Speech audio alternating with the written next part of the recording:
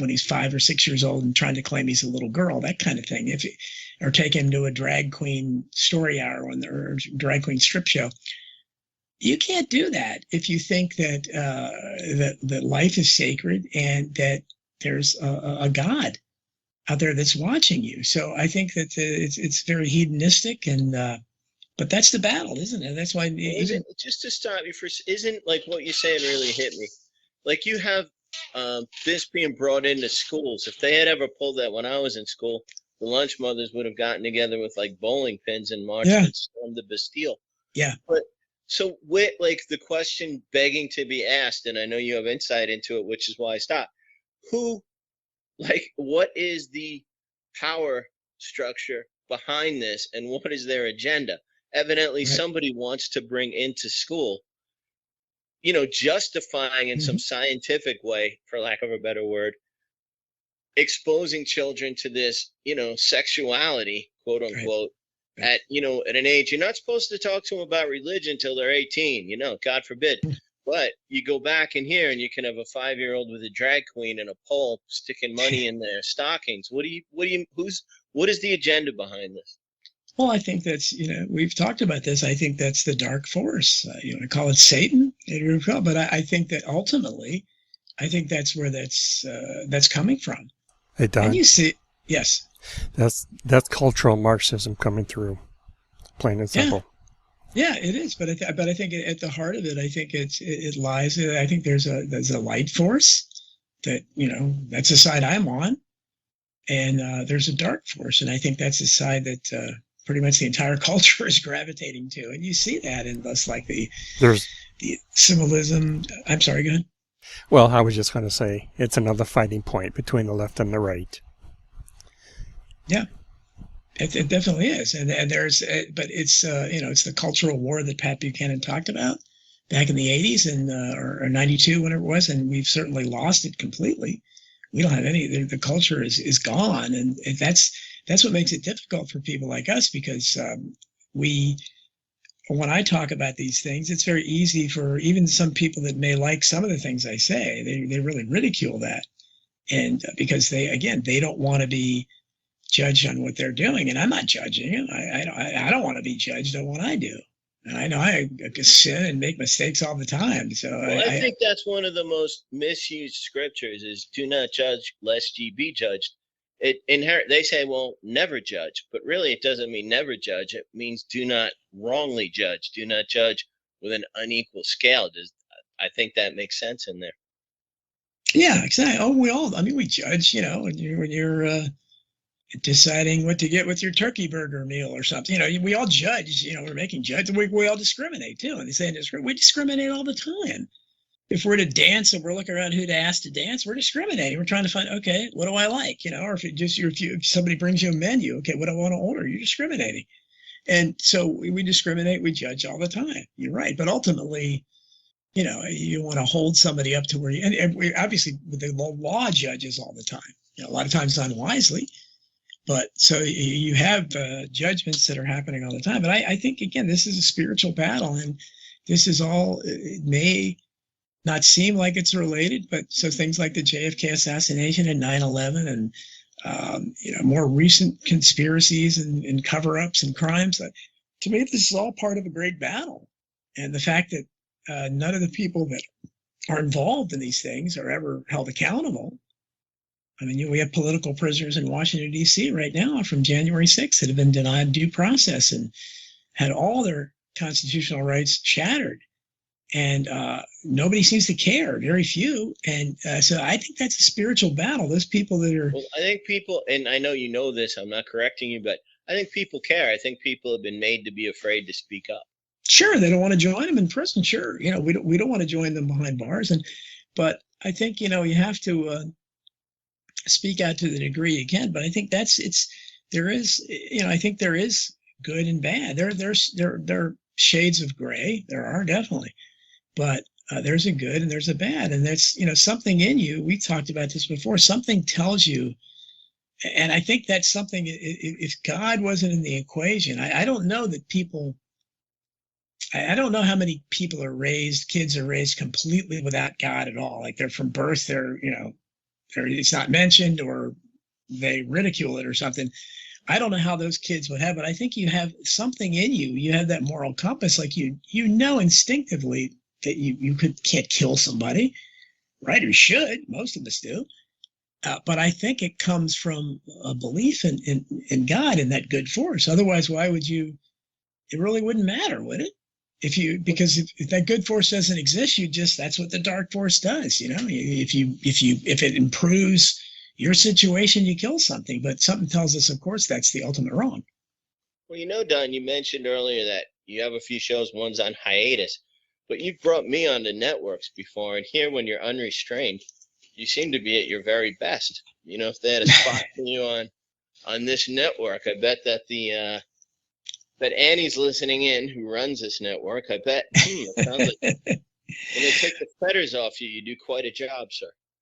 Well, I'm probably better. Thank you. I'm probably better as a guest than I am as a host, because I do have to kind of shackle, and of course I let my guests do most of the talking. So, but yeah, I enjoy just free range, and I like having freedom of speech. So yeah, sure. We had talked about we'll talk about that entertainment show or something, Bob. That maybe I wouldn't mind doing, but no, it's great having a compadre like you, and you certainly do a great job. And I know you're going to have just between the Beatles and the Pastor Begley and kind of what we're talking about here today, you can speak biblically much better than I'm no expert on it. I know more than most people, but I'm not like you, and you can speak very intelligently on that. I'm sure the audience will love that. And of course, the JFK assassination, current events. So you'll audience out there listening, Bob Wilson will give you an action-packed show each week. But I have to go in a minute here. So if you don't mind, I'm sorry, but I love being on your first show, and I'm honored to be your first guest. Well, I'm glad you came on. You made it a little jittery going in here for me, but you were on. It made me feel kind of better coming in, and you said some excellent things there. So thanks for taking the time. And everybody should look for your books and your shows. And I'm glad you're my buddy. Oh, me too, Bob. Absolutely. And enjoy the show. Great luck to you. I'm sure you'll do fantastic. And thanks for having me on. Thank you. Take care. See you, bye. So, Steve, where are you up there? I'm right here. Thank you. Calling up when your voice comes in, it seems like it's coming from on high. You have an excellent tone, and when you come in, it's as if the clouds parted. Yeah. Well, I have a nice system here, so I put some money into it. He had some good points, that I think you guys bring up on the network all the time. It's just like, the value of life today is it's just amazing that it can even be a discussion. That it's just gone so out of control in my view, that between the abortion as birth control and all the things that are going on in schools, it just seems like there's a war on our children. What do you say to that? Well, like I mentioned to you last night, it's not just our children. I brought up the term full spectrum dominance to you. We're being attacked on every degree of the circular spectrum, all 360 degrees. You can just pick an issue, and we're being attacked on that because they know that they're losing control, they're losing the narrative, and they have to keep that narrative at all costs, because they have to keep our trust in them. They have to keep our belief in them. If we stop believing in them, they become irrelevant within 6 months. That would be maybe not such a bad thing. Right. I've been calling for the abolishment of the two-party dictatorship for 13 years now. Yeah, it's just amazing how much is snuck through. Like if you go back even 50s, 1960s, things started getting a little bit haywire, but just how bold and against standards, family values that people have gotten. Like, as Don was serious but kidding at the same time about Sodom and Gomorrah, but really it's not a bad comparison as to like some of the things that are going on today. And it's just that people have been so afraid to speak up for different reasons, and intimidated and such. But as we slept, or as America slept, so to speak, it's just left us in this state, and I've had people tell me, what can we do now? And fortunately there's an answer, and it's get down on our knees. It's not the way most people would think to fight a battle, but I think if we start on our knees and call on our creator, we're not in such a bad place to try and turn this around. Well, personally, I'm not going to wait on him. We need to also talk to people again, and like little, I don't know what you want to call it, little breakfast cafe or breakfast nooks or whatever you want to call it, or even a library talks, or whatever the case is. Talk to people like people used to.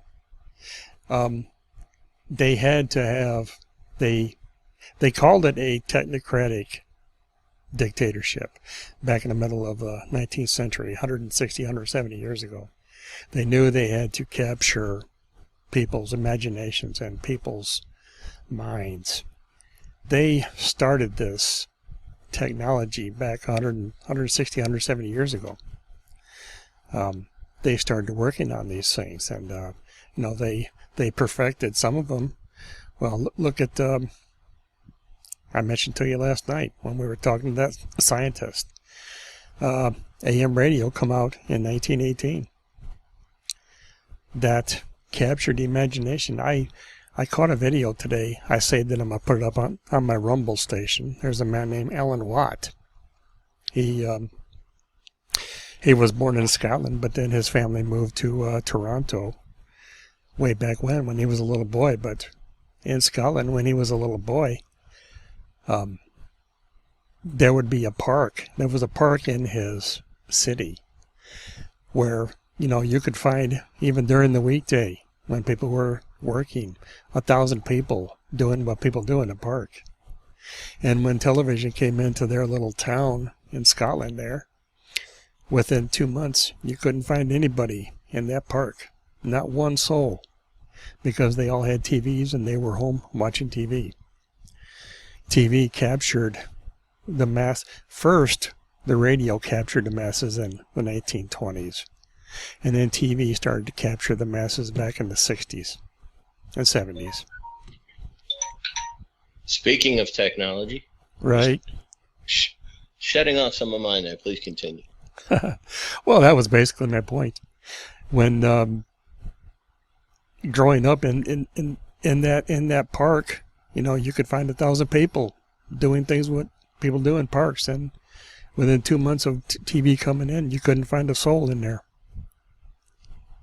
Well, isn't that something? It's funny you say that, because when I was a kid, one of the things I loved to do more than anything was play wiffle ball, which was a plastic ball with a plastic bat. Yes, I know what that is. I played it many times. I also liked stickball, but it was a little harder. And we didn't have stickball. We had the wiffle ball. We had the regular baseball. That's all we had.